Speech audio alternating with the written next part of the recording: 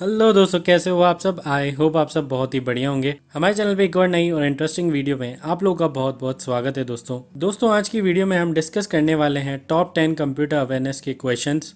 RRB PO और RRB clerk से relevant ये रहने वाले हैं और आपके जो आने वाले एग्जाम हैं आरआरबी पीओ और आरआरबी क्लर्क मेंस के, उसमें ये बहुत ज़्यादा यूज़फुल होंगे।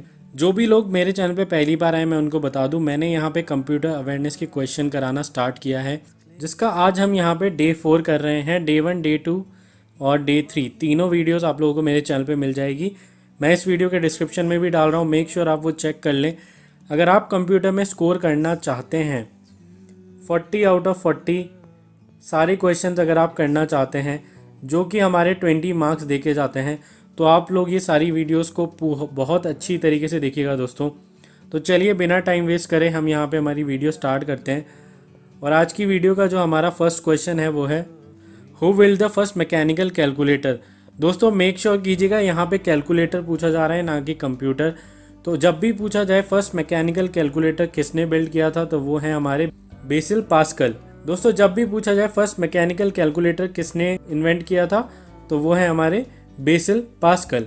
और अगर पूछा जाए कि भैया फर्स्ट मैकेनिकल कंप्यूटर किसने बिल्ड किया था, तो उस टाइम पे दोस्तों जो हमारा आंसर है वो हो जाएगा हमारा चार्ल्स बेबेज। हाँ दोस्तों, इन्होंने जो है वो फर्स्ट मैकेनिकल कंप्यूटर बिल्ड किया था। जो कि इन्होंने बिल्ड किया था वो किया था 1822 के अंदर।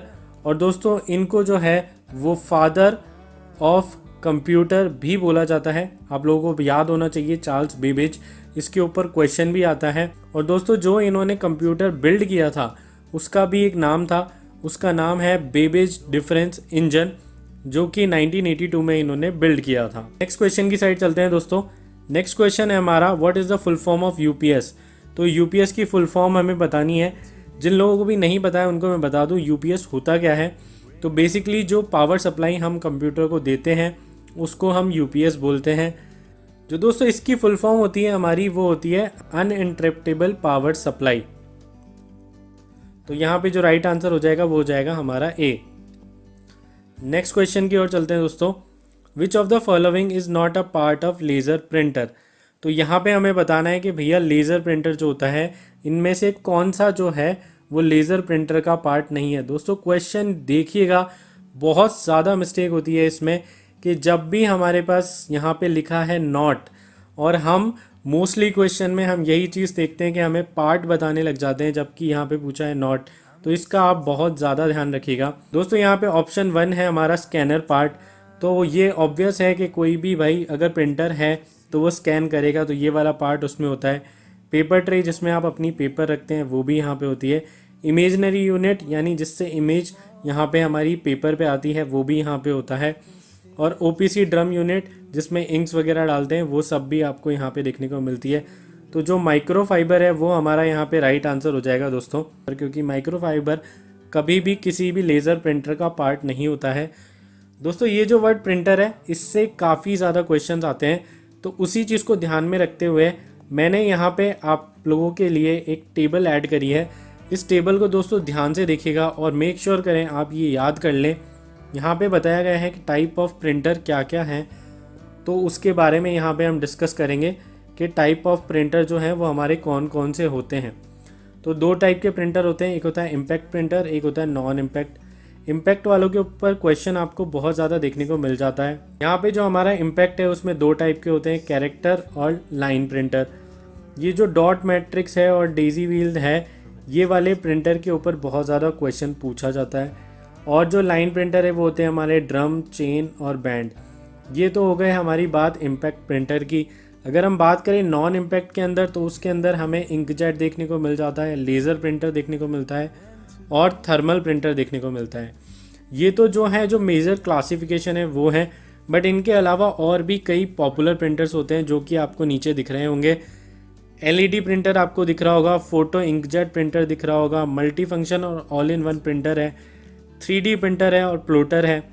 ये सारी चीज़ें आप लोगों को याद रखनी है क्योंकि इसके ऊपर काफ़ी ज़्यादा क्वेश्चन बनते हैं दोस्तों। नेक्स्ट क्वेश्चन जो हमारा आता है, which of the following is not a web browser. तो दोस्तों आपको बताना है कि वेब ब्राउज़र कौन सा नहीं है। वेब ब्राउज़र क्या होता है दोस्तों, जिसमें भी आप लोग अपना इंटरनेट है वो चला पाते हैं, वो वेब ब्राउज़र होता है। तो ये जो आप यहाँ पे ऑप्शंस आप अभी यहाँ पे स्क्रीन पे देख पा रहे होंगे, ये जैसे फायरफॉक्स है, फायरफॉक्स के अंदर हम लोग नेट चलाते हैं। एज होता है वो भी माइक्रोसॉफ्ट का होता है, उसमें भी हम नेट चलाते हैं। सफारी भी हमारा यहाँ पे एक ब्राउज़र होता है। ओपेरा का भी नाम आप लोगों ने सुना होगा, ओपेरा मिनी जो आता था, तो ओपेरा भी हमारा यहाँ पे एक ब्राउज़र होता है। तो दोस्तों यहाँ पे जो राइट आंसर हो जाएगा वो है अवस्थ, क्योंकि यहाँ पे नॉट पूछा है। अवस्थ दोस्तों क्या होता है? अवस्थ एक हमारा एंटीवायरस सॉफ्टवेयर होता है जो कि हमारे कंप्यूटर को एंटीवायरस से प्रोटेक्ट करता है। तो वो होता है दोस्तों हमारा अवस्थ। नेक्स्ट क्वेश्चन क्या है हमारा दोस्तों, वो हम देख लेते हैं। First web browser was created by, तो हमें यहाँ पे बताना है कि भैया हमारा जो फर्स्ट वेब ब्राउज़र है वो किसने क्रिएट किया था। तो इसका आंसर है दोस्तों वो है टिम बर्नर्स ली। ये जो थे इन्होंने हमारा फर्स्ट वेब ब्राउज़र क्रिएट किया था। अब हम यहाँ पे सिर्फ आंसर डिस्कस नहीं कर रहे हैं, तो मैं आपको बाकी ऑप्शन के बारे में भी बता देता हूँ। तो जो हमारे जेम्स गोसलिंग है, ये कौन है, इन्होंने क्या इन्वेंट किया था? इन्होंने 1994 के अंदर जो है हमारी जावा प्रोग्रामिंग लैंग्वेज, जिसका नाम आप लोगों ने सुना होगा, वो यहाँ पे इन्होंने इन्वेंट करी थी। ऐसे ही दोस्तों होता है कि भाई और भी लैंग्वेजेस होती हैं जिनके बारे में आपने सुना होगा। तो यहाँ पे हमारी एक बहुत पॉपुलर लैंग्वेज होती है जिसके बारे में आप लोगों ने काफ़ी ज़्यादा सुना होगा, वो होती है हमारी सी लैंग्वेज। और ऐसे एक और होती है C++। तो दोस्तों मेक श्योर करें आप इन दोनों लैंग्वेज के बारे में पढ़ के जाएँ, और इनको किसने इन्वेंट किया था वो मैं आप लोगों को बता देता हूँ। तो सी जो है वो इन्वेंट करी गई थी डेनिश एम रिची के द्वारा। मैं इसको कैसे याद रखता हूँ, एक बहुत फेमस कार्टून है रिची रिच, अगर आप लोगों ने नाम सुना होगा। तो यहाँ पे जब भी सी लैंग्वेज की बात आएगी तो वो हमारा हो जाता है डेनिश एम रिची। ये इन्होंने 1970 अर्ली में डिस्कवर करी थी। जिन्होंने C++ इन्वेंट करी थी उनका नाम है बिजर्ने स्ट्रोस्ट्रप, और ये इन्होंने लेट 1970s में इन्वेंट करी थी। वहीं चार्ल्स बेबेज के बारे में हम ऑलरेडी आगे डिस्कस करके आ चुके हैं, तो आप लोगों को वो याद होना चाहिए। अगर एलन टर्निंग के बारे में बात करूं दोस्तों, तो यहाँ पे इनको भी बहुत अच्छी तरीके से जाना जाता है। इनको भी जो है modern father of computer science and AI। दोस्तों यहाँ पे मैं एक चीज़ और ऐड ऑन करना चाहूँगा। दोस्तों जो C++ हमारी लैंग्वेज है, उसको यहाँ पे पहले जो फर्स्ट इसका नेम था वो था C विथ क्लास। हाँ दोस्तों, तो यहाँ पे इसको जो पहले बोला जाता था वो C विथ क्लास बोला जाता था, बट इसका बाद में नाम चेंज कर दिया गया और इसका नाम जो है वो C++ कर दिया गया। और ये कब किया था? 1983 के अंदर। दोस्तों ये सारी चीज़ें आपको याद रखनी है, क्योंकि यहाँ पे कोई भी क्वेश्चन आपसे पूछा जा सकता है, तो मैं आप लोगों को एक्स्ट्रा इन्फॉर्मेशन भी दे रहा हूँ दोस्तों। नेक्स्ट क्वेश्चन है हमारा, which of the following memory is greater. तो दोस्तों आप लोगों को ये पता होना चाहिए मेमोरी के बारे में। तो सबसे छोटी मेमोरी होती है हमारी KB, फिर होता है हमारा MB, फिर होता है हमारा GB, फिर होता है हमारा TB, और फिर लास्ट में जो सबसे बड़ी मेमोरी होती है वो होती है हमारी PB, जिसको हम पेटाबाइट के नाम से भी जानते हैं दोस्तों। नेक्स्ट क्वेश्चन जो हमारा है दोस्तों वो है, what refers to the action of reducing और डिक्रीजिंग साइज, एक्सटेंट और क्वालिटी ऑफ समथिंग। तो यार ये तो बहुत ईजी है। अगर आप लोग, और मतलब जनरल केस में भी ऐसा ही होता है, किसी की भी साइज़ को रिड्यूस करते हैं तो उसको हम क्या कर रहे हैं? मिनिमाइज़ कर रहे हैं। अगर हम साइज़ बढ़ा रहे हैं उस टाइम पे हम मैक्सिमाइज़ करेंगे। स्क्रॉलर आप लोगों को पता ही होगा, जब भी हम कोई भी चीज़ स्क्रॉल करते हैं, आजकल तो बहुत ट्रेंडिंग है इंस्टाग्राम स्क्रॉल करना, तो वो स्क्रॉलर होता है। नेक्स्ट क्वेश्चन हमारा, which of the following is default word processor of Microsoft Windows. तो दोस्तों आप लोगों को बताना है कि भैया इसमें डिफ़ॉल्ट जो है हमारा वर्ड पैड, डिफ़ॉल्ट जो है हमारा वो कौन सा वर्ड होता है। तो MS वर्ड दोस्तों हमारा डिफ़ॉल्ट नहीं होता है, पेंट नहीं होता है, पेंट वर्ड में नहीं आता है, नोट पैड भी हमारा डिफ़ॉल्ट नहीं होता है, तो डिफ़ॉल्ट होता है हमारा वर्ड पैड। नेक्स्ट क्वेश्चन है दोस्तों, which of the following is an input device. तो दोस्तों इनपुट आउटपुट डिवाइस के अंदर बहुत ज़्यादा क्वेश्चन देखने को मिलते हैं। मतलब आप लोगों को ये याद करना है कि इनपुट और जो है हमारे आउटपुट डिवाइस, ये आप लोग मेक श्योर करिएगा कि ये आप लोग बहुत ज़्यादा याद करके जाएं।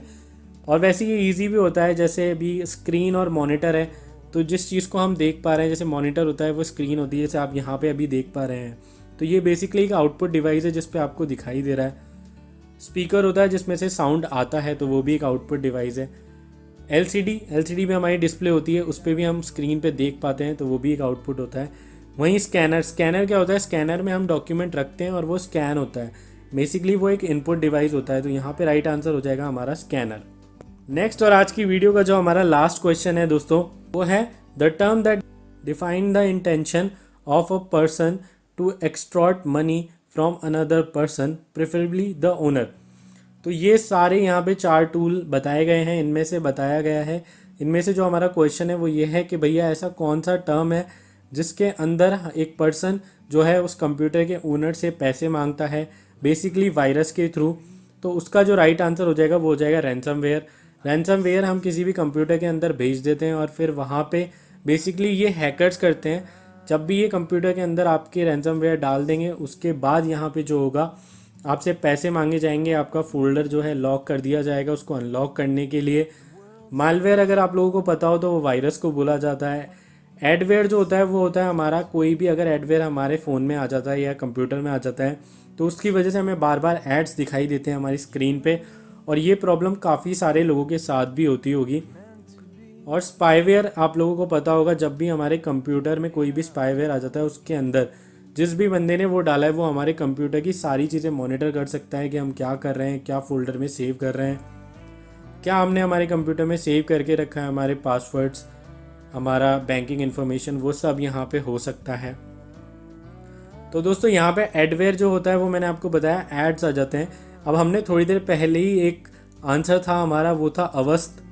तो वो जो अवस्थ होता है वो हमारा एक सॉफ्टवेयर होता है, एंटीवायरस सॉफ्टवेयर। तो वो इन्हीं एड वायरस जो होते हैं उनको कम करता है या उनको आपके फ़ोन से हटा देता है, उससे प्रोटेक्शन दिलाता है। तो वो होता है हमारा अवस्थ, जो कि एक एंटीवायरस सॉफ्टवेयर है। तो दोस्तों यही सारे क्वेश्चन थे। अब हमारी वीडियो का पैटर्न ऐसा ही रहता है कि हम पहले क्वेश्चन डिस्कस करते हैं और स्लाइड के लास्ट में मैं आप लोगों को आंसर्स बता देता हूँ। तो आप अपना स्कोर जो है वो कमेंट बॉक्स में ज़रूर ड्रॉप करके जाना कि आपका स्कोर कितना रहा। तो फर्स्ट वही Basil Pascal, second uninterruptible power supply microfiber अवस्थ माइक्रोफाइबर, फोर्थ का अवस्थ, फिफ्थ का है टिम बर्नर्स ली, सिक्स्थ का है PB, seventh minimize, eighth WordPad, ninth scanner and 10th is ransomware. आप अपना स्कोर जो है वो कमेंट बॉक्स में ज़रूर ड्रॉप करके जाना, और कोई भी फीडबैक हो तो वो भी आप ज़रूर लिख सकते हैं।